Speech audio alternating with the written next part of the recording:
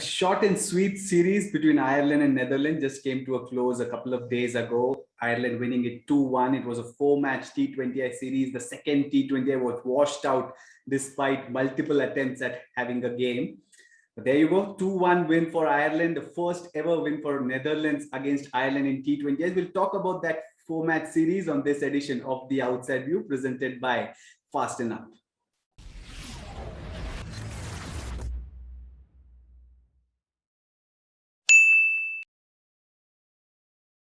Let's get right into it. We'll talk about Babette De Leede, one of the key players we picked ahead of the tournament. I have Ananya Upendran with me. Ananya, she lived up to the expectations, did it, especially in that final T20I.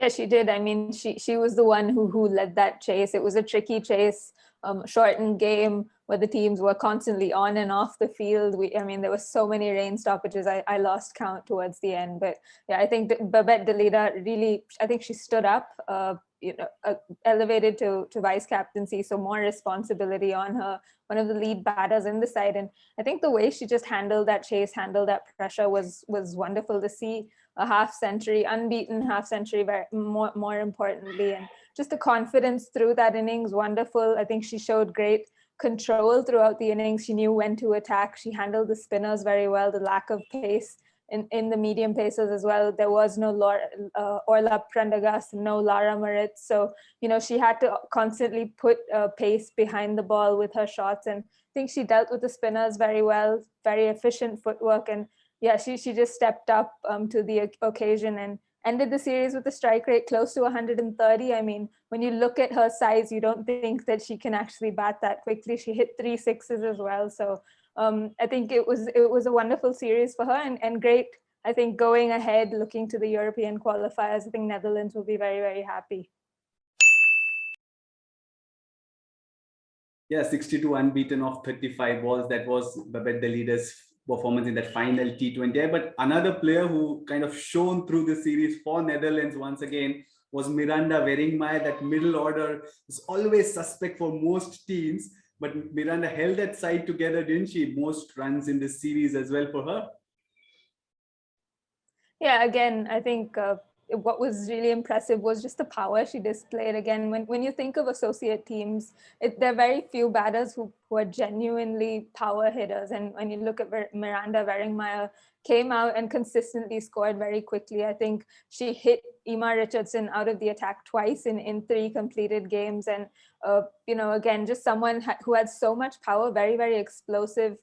Again, played spin very well, but I think what was very, very impressive about her was just the fact that she was willing to go over the top even early in her innings. She didn't kind of, try and play herself in. It was, if the ball's in my slot, I'm going for it. And she clearly has the power to clear the field. So I think a lot of good signs for Netherlands going ahead, looking into that World Cup qualifier in, next month, actually, or this month. Yeah, this month.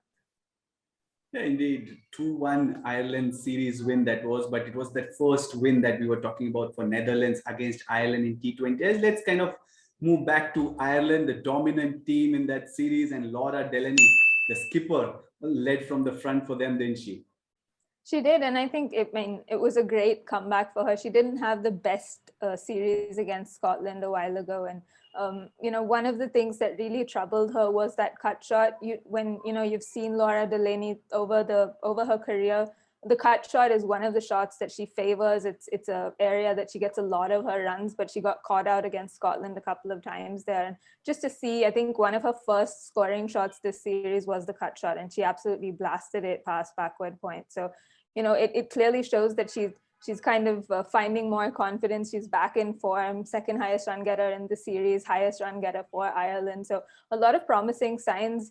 And twice in that series, she batted through the innings for Ireland. And she is one of the, we think of the Irish batting lineup and you talk of Gabby Lewis and Emma Richardson, the inventiveness, the power. But I think for them, Laura Delany plays a very, very important role because she's probably someone who, I don't like to use this term in T20, but anchors the innings. She can bat through the innings. She can score at a fair clip as well. But just that, I suppose that surety, that somewhat of an assurance that she brings in that batting lineup is very important. And it was just wonderful to see her find runs again. Yeah, indeed, she finished as the leading run getter for Ireland this series. But one of the things that we always knew about Ireland and that only got asserted was Orla Prendergast's importance for them. 3 wickets in this series. She just played, remember, the 2 games. And yeah, they missed her in the final match, didn't they? Oh yeah, they definitely did. I mean, it's very strange to think of this because Orla Prendergast made her debut a couple of years ago and Ireland didn't play at all through 2020. So, she's barely a year old in international cricket, but we're already calling her Ireland's lead pacer, probably their lead all-rounder at this point. And yeah, they did miss her in that final game, I guess.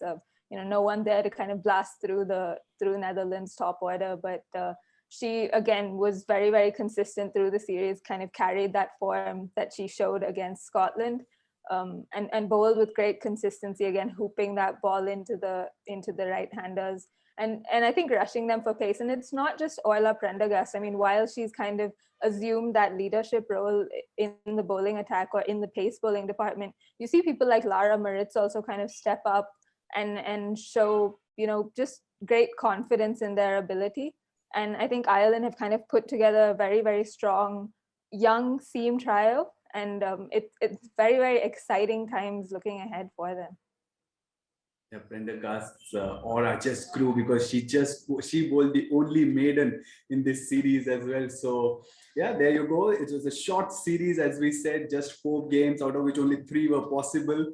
And for that, we justified it by having a very short review as well. Hope you enjoyed this, and we'll see you regularly on the Outside View presented by Fast Enough.